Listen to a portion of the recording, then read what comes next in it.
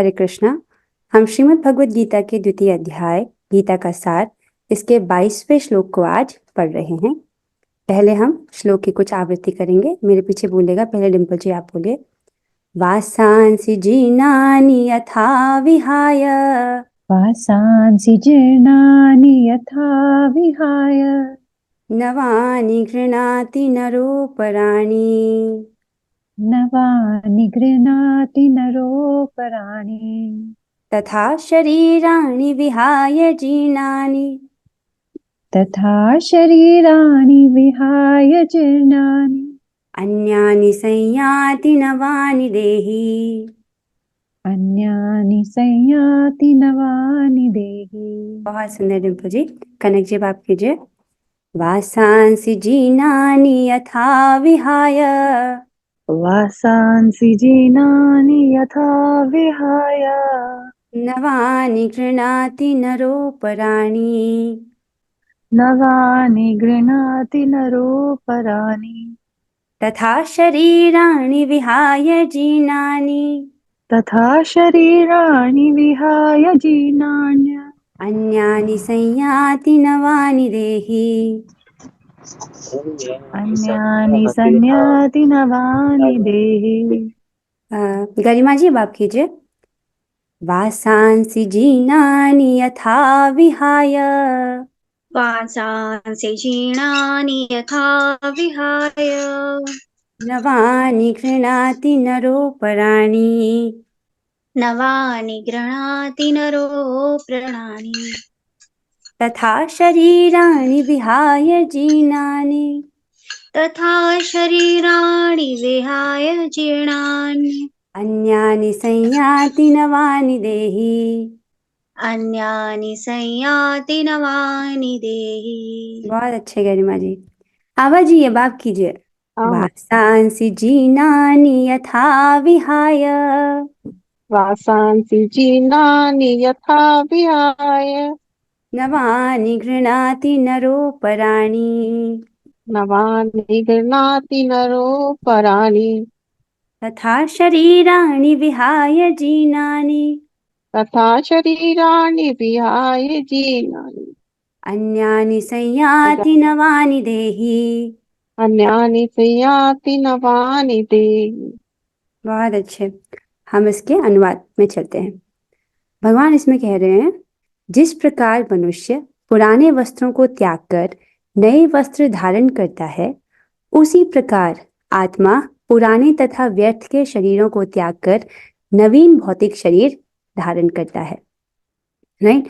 हमने इस बात को 2.13 में भी समझा था, पर यहाँ पर भगवान एक्सप्लिसिटली कह रहे हैं कि जैसे मनुष्य अपने पुराने कपड़ों को त्याग देता है और नए वस्त्र पहनता है, राइट, वैसे ही आत्मा पुराने तथा व्यर्थ के शरीरों को त्याग करके नए शरीर धारण करता है।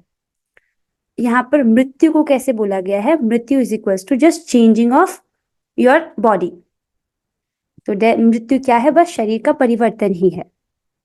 तो वासांसी अर्थात वस्त्रों को, जीर्णानि पुराने तथा फटे, यथा अर्थात जिस प्रकार, विहाय त्याग कर, तो जिस प्रकार पुराने तथा फटे वस्त्रों को त्याग कर, नवानी नए वस्त्र, गृह्णाति ग्रहण करता है, राइट, जिस प्रकार मनुष्य क्या करता है, नरो मतलब मनुष्य, अपराणी अर्थात अन्य, जिस प्रकार मनुष्य पुराने तथा फटे वस्त्रों को त्याग करके नए वस्त्र धारण करता है, तथा अर्थात उसी प्रकार, यथा अर्थात जिस प्रकार, तथा उसी प्रकार शरीराणी शरीरों को, विहाय त्याग कर, जीर्णानि मतलब वृद्ध तथा व्यर्थ, राइट, बूढ़े हो गए, वृद्ध और व्यर्थ, अन्यानी अर्थात भिन्न, संयाति अर्थात स्वीकार करता है, नवानी अर्थात नए, और देही मतलब देहधारी आत्मा, जिसने इस देह को धारण किया। कौन? आत्मा। वो क्या करता है? उसी प्रकार वृद्ध और व्यर्थ के शरीरों को त्याग करके नए नए शरीरों को धारण करता है। ठीक है? इसके तात्पर्य में श्रील प्रभुपाद जी बता रहे हैं, अणु आत्मा द्वारा शरीर का परिवर्तन एक स्वीकृत तथ्य है। It's a fact. जब हम शरीर में रहते हैं, हम देखते हैं कि शरीर चेंज हो रहा है। 2 साल के बच्चे का शरीर और 20 साल के उसी व्यक्ति का शरीर में कितना बड़ा अंतर है, राइट? ऐसा नहीं समझना चाहिए कि जब मृत्यु हो रही है तभी शरीर चेंज हो रहा है। नहीं, अगर आप ऐसा सोच रहे हो तो गलती कर रहे हो। शरीर तो हर पल बदल रहा है। प्रमाण देख लो, 5 साल के बच्चे का शरीर और 50 साल के उसी व्यक्ति का शरीर बदल गया ना, उसी जीवन में वही शरीर बदल गया, राइट। आधुनिक, तो ये फैक्ट है, तथ्य है।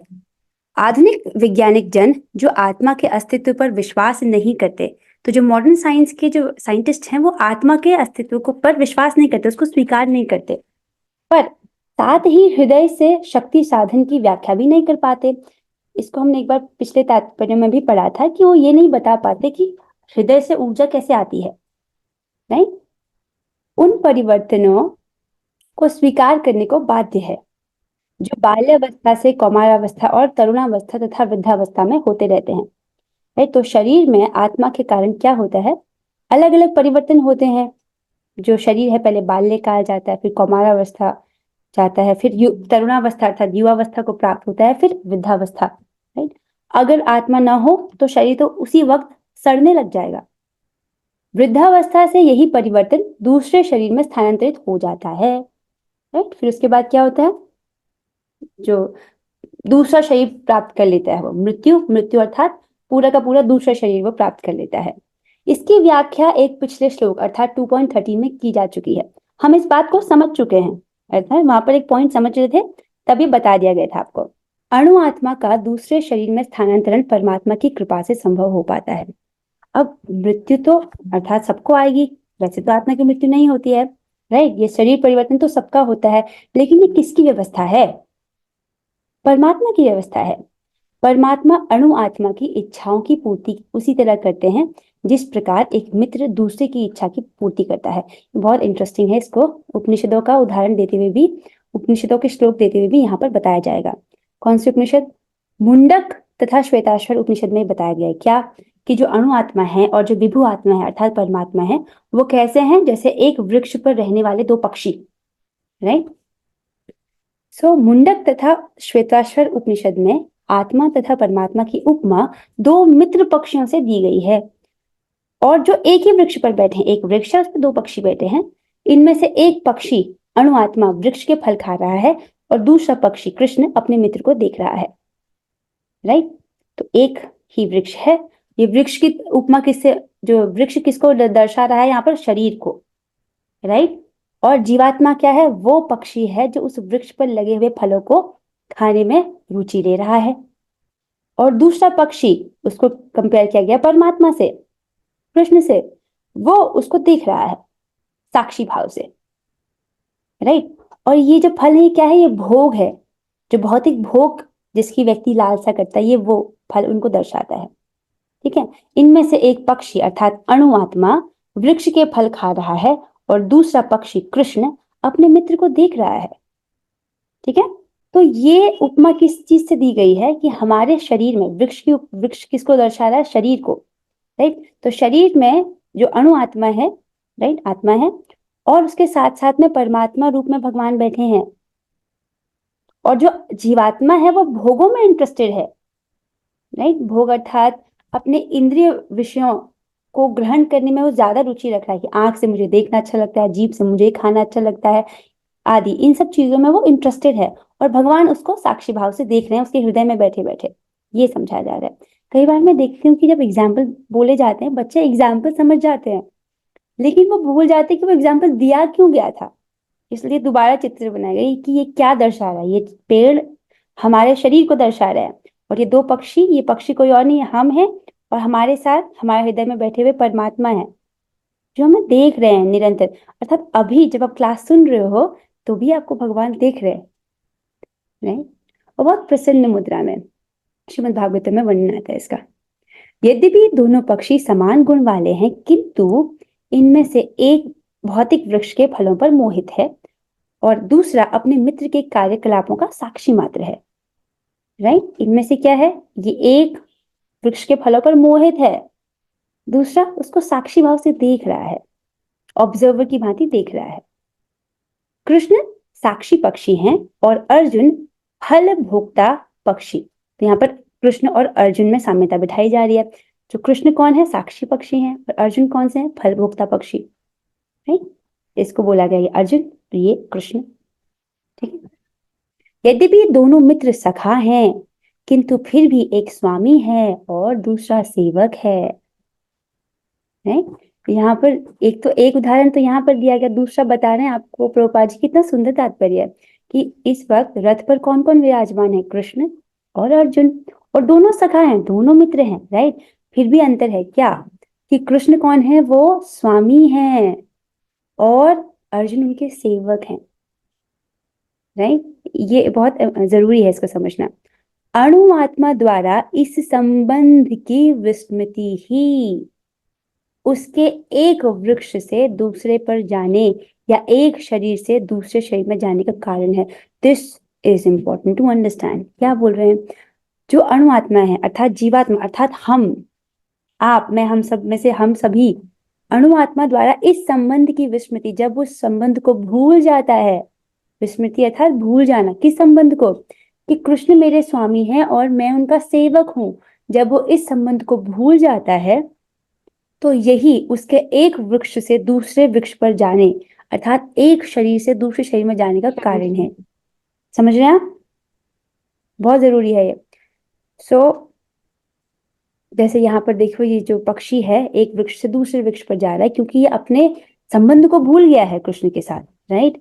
तो उसी प्रकार अगर एक जीवात्मा अपना देह परिवर्तन करके दूसरे देह को प्राप्त कर रहा है, दूसरा भौतिक देह प्राप्त कर रहा है, तो अर्थात उसका एकमात्र कारण क्या है, कि वो भगवान के साथ अपने इसी संबंध को भूला हुआ है।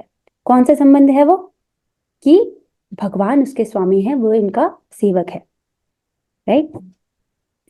इंपॉर्टेंट है ये, राइट, कि अणु आत्मा द्वारा इस संबंध की विस्मृति ही उसके एक वृक्ष से दूसरे पर जाने या एक शरीर से दूसरे में जाने का कारण है। समझ आ रहा है, स्पष्ट है, नहीं। जीवात्मा प्राकृत शरीर रूपी वृक्ष पर अत्यधिक संघर्षशील है। इस बात को तो आप सभी एग्री करेंगे कि जो जीवात्मा है अपने प्राकृत शरीर रूपी वृक्ष पर अत्यधिक संघर्षशील है। उसको इस शरीर को चलाने के लिए बहुत संघर्ष करना पड़ता है, राइट। हम सभी के जीवन में संघर्ष है कि नहीं। तो अपने शरीर को पालने के लिए और भी तो उसको बहुत ज्यादा संघर्ष करना पड़ता है।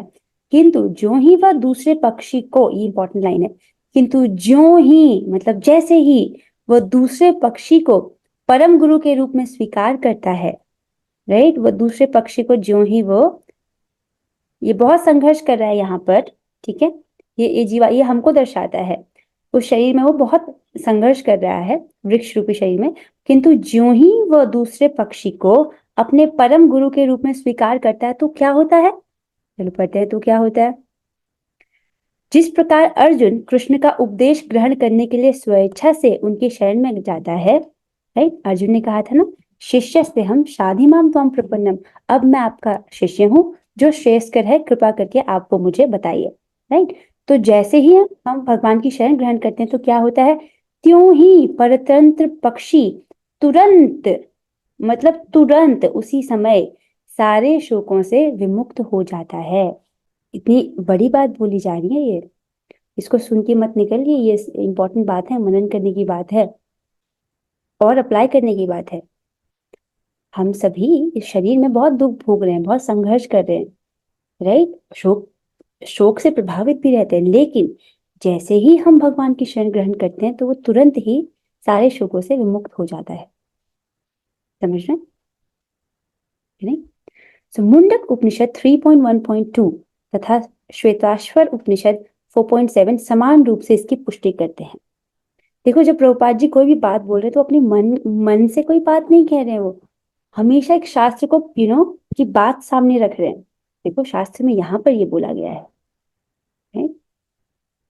क्या बोल रहे हैं यहाँ पर, समाने वृक्षे पुरुषो निमग्नो निशिष्या सोचति मुह्यमानः जुष्टं सदा पश्यन्त्य अयमीशमस्य महिमानमिति वीतशुकः। क्या बोल रहे हैं इस पर, यद्यपि दोनों पक्षी एक ही वृक्ष पर बैठे हैं, किंतु फल खाने वाले पक्षी वृक्ष के फल के भोक्ता रूप में चिंता तथा विषाद में निमग्न है। दोनों पक्षी एक ही वृक्ष पर बैठे हैं, लेकिन जो फल खाने वाला पक्षी है वो क्या है, वो फल, वृक्ष के फल के भोक्ता के रूप में चिंता तथा विषाद में निमग्न है।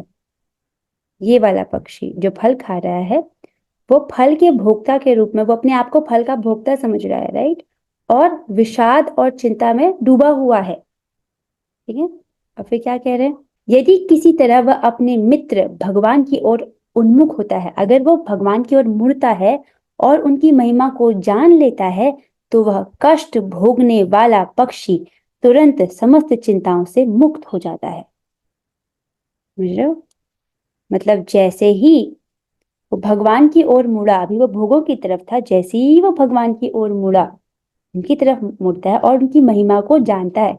कैसे जानेगा? आप लोग भगवान की महिमा को कैसे जान रहे हो? सुनकर, राइट। अर्जुन वहां पर बैठे हैं शोक से निमग्न, वो क्या कर रहे हैं? वो भी सुन रहे हैं। तो हमसे भी यही एक्सपेक्टेड है कि हम भगवान के इंस्ट्रक्शन को सुने, उनकी महिमा को हम सुनकर जानते हैं, राइट। तो जैसे उनकी महिमा को जानेगा तो क्या होगा, उसके समस्त जो शोक हैं उनसे वो विमुक्त हो जाएगा, मुक्त हो जाता है, राइट। जब वो जानेगा कि जिसका मैंने आश्रय ग्रहण किया है भगवान का, वो सर्वसमर्थ है, ऐसा थोड़ी कि मेरी प्रॉब्लम्स उनसे अलग हैं, अलग, मैं अलग चल रहा हूँ। तो जो भगवान पूरी सृष्टि को चला रहे हैं, तो मेरे जीवन में जो प्रॉब्लम्स आ रही है वो तो बहुत छोटी है ना उनके लिए, राइट। ये जानकर कि भगवान सर्वसमर्थवान है, वो बिल्कुल सारी चिंताओं से मुक्त हो जाता है और उसका पालन करने वाले हैं, राइट। जब अर्जुन ने अपना मुख अपने शाश्वत मित्र की ओर फेरा है, राइट, अब अर्जुन किसकी तरफ है? कृष्ण की ओर उन्होंने मुंह किया है और उनसे भगवत गीता समझ रहा है। अब अर्जुन ने अपना मुख अपने शाश्वत मित्र कृष्ण की ओर फेरा है और उनसे भगवत गीता समझ रहा है, right. This is the time जो अर्जुन है उन्होंने क्या किया है, अब वो कृष्ण की ओर मुड़ गए हैं और भगवत गीता सुन रहे हैं, और आप भी तो यही कर रहे हो, राइट। इस प्रकार वह कृष्ण से श्रवण करके, सुन करके भगवान की परम महिमा को समझकर शोक से मुक्त हो जाता है।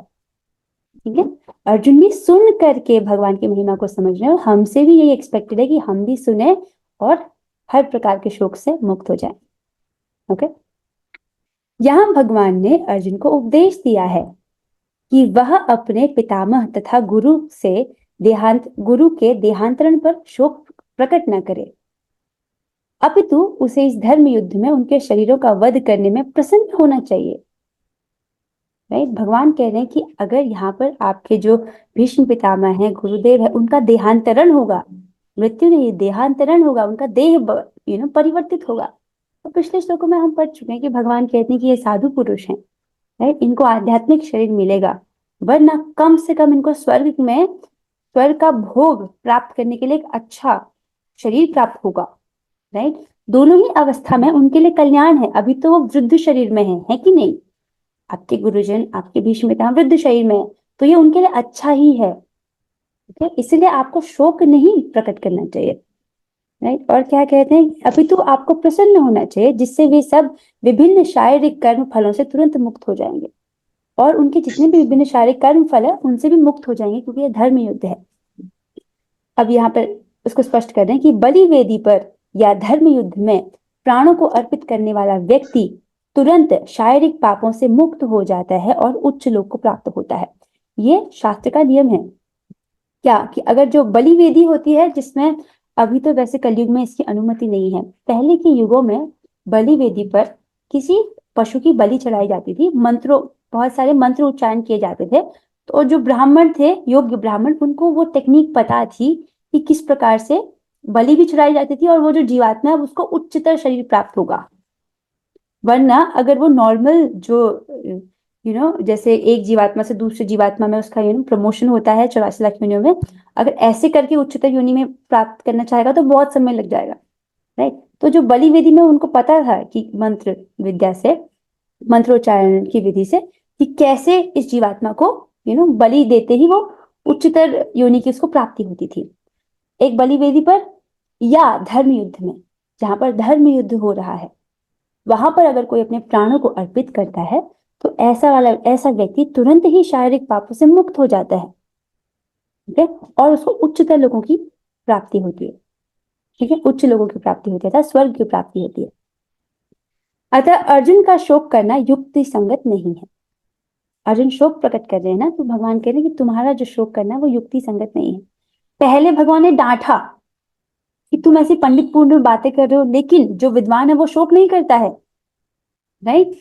जिसका शरीर छूट गया है या नहीं छूटा है, उनके लिए जो विद्वान जन है, जो पंडित लोग हैं, वो शोक नहीं करते।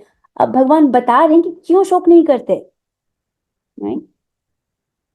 ओके, विद दिस यहाँ पे जो है ये श्लोक का तात्पर्य समाप्त हो जाता है। अब हम बढ़ते हैं कुछ प्रश्न उत्तर की तरफ। रेडी? ठीक है, चलो। पहला प्रश्न है अर्जुन का शोक करना क्यों युक्ति संगत नहीं है? तो बताया अर्जुन का शोक करना क्यों युक्ति संगत नहीं है, यहाँ पे अतः नहीं होना चाहिए। कौन बताएगा? आपको हाथ खड़ा करना पड़ेगा। ओके ठीक है, गरिमा जी आप बताइए। अर्जुन जी का शोक करना इसलिए युक्ति संगत नहीं है क्योंकि उन जीवात्माओं को जिनका वो उद्धार करेंगे उनको नया सुंदर आध्यात्मिक जीवन मिलेगा या उन्हें स्वर्ग की प्राप्ति होगी। वो अपने इस कर्म बंधन से मुक्त हो जाएंगे जो यहाँ पे रह के कुछ पाप और बढ़ाते अपने अंदर, तो ऐसे विद्वान लोगों को मुक्ति मिल जाएगी इसलिए। हाँ, बहुत अच्छा उत्तर दिया आपने, वेरी गुड। इसलिए उनका जो शोक है, शोक करना युक्ति संगत नहीं है। बहुत सुंदर उत्तर दिया गरिमा जी, बहुत अच्छे। अगला प्रश्न है, थोड़ा लंबा प्रश्न है, समझिएगा इसको। मुंडक तथा श्वेताश्वर उपनिषद में आत्मा तथा परमात्मा की उपमा दो मित्र पक्षियों से दी गई है। यद्यपि दोनों पक्षी एक ही वृक्ष पर बैठे हैं, राइट, किंतु फल खाने वाला पक्षी वृक्ष के फल के भोक्ता रूप में चिंता तथा विषाद में निमग्न है। क्या बोला जा रहा है? जो पक्षी फल खा रहा है वो चिंता और विषाद में डूबा हुआ है, राइट। अब किस प्रकार वह कष्ट भोगने वाला पक्षी तुरंत समस्त चिंताओं से मुक्त हो जाता है? कैसे उस व्यक्ति का जो विषाद और चिंता है उससे वो मुक्त हो जाएगा? गरिमा जी आपको पता? रुको, हम ये चांस किसी और को देंगे। रुको। और कोई? गरिमा जी आप बता चुके, और कोई? अच्छा पूजा जी आप दोगे? जब श्री कृष्ण के चिंतन करे तो तब वो कष्ट, फल रूपी कष्ट से दूर हो जाए। वैसे टेक्निकली आपने सही उत्तर दिया, कृष्ण का चिंतन, पर हमने टीका में आज कुछ और पढ़ा है। कनक जी आप सुन रहे हो? हाँ, आप कोशिश करो, आप वर्षा जी है। कोशिश कीजिए, क्या है इसका उत्तर? जब वो स्वीकार कर ले कि कृष्ण जी जो हैं जब वो अपने आप को सेवक मान ले, हाँ, और कृष्ण जी को अपना भगवान मान ले। ओके, तब एग्जैक्टली हमने क्या पढ़ा था? कोई और प्रयास करेगा? अच्छा ठीक है, गरिमा जी अब आप करो, ट्राई करो, अब आप बोलो। आपको भी यही उत्तर है? क्लियर कर दो। नहीं, हमारा ये उत्तर नहीं है। अच्छा, बोलिए आप। हमारा ये उत्तर है कि जब दो पक्षी एक ही पे बैठे हैं, एक क्या है हमारी जैसे हमारे शरीर में एक परमात्मा का निवास है और एक हम स्वयं खुद है जो आत्मा है।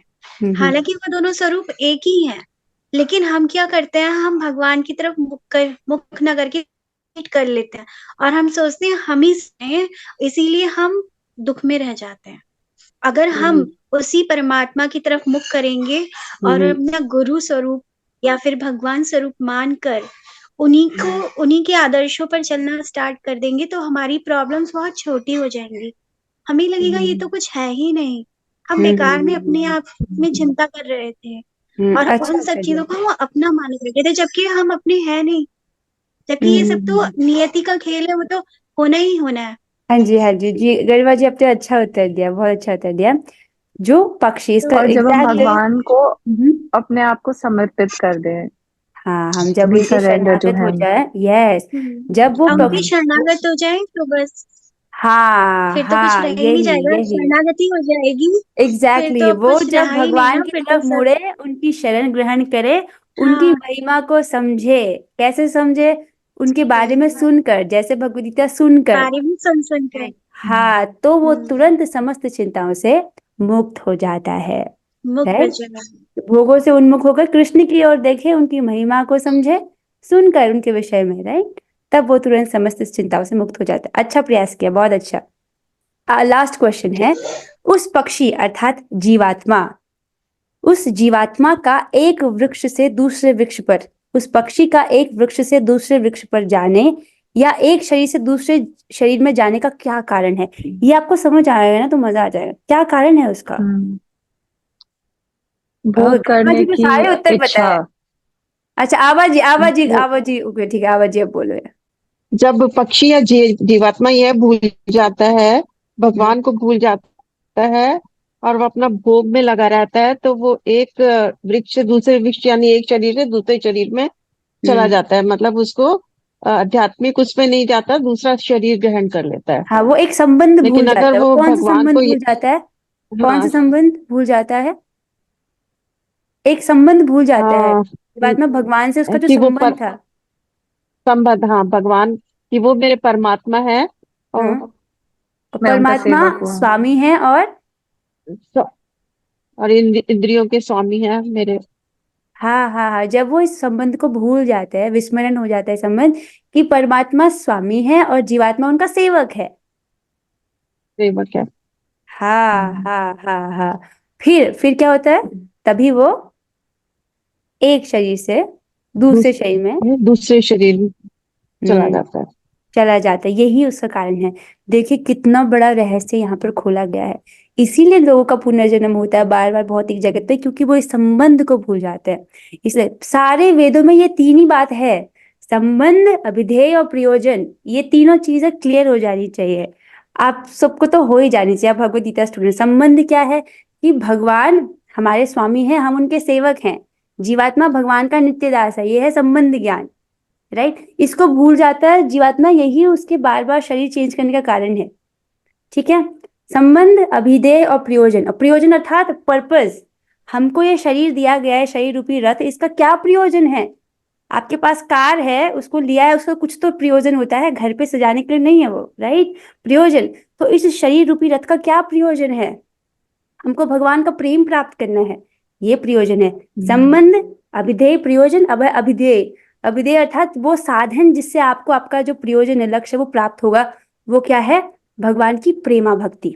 भगवान की प्रेम से उनकी सेवा करना, प्रेम से प्रेम पूर्वक भक्ति करना, ये अभिधेय है। ठीक है, संबंध, अभिधेय, प्रयोजन।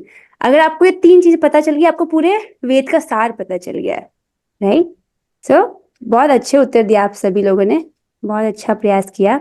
सो इसी के साथ हम आज की क्लास को यहीं पर विराम देते हैं। हम सभी 3 बार हरे कृष्ण महामंत्र बोलेंगे। Let us do it together. आप लोग अपने माइक को ऑन कर लीजिए। Let's do it together.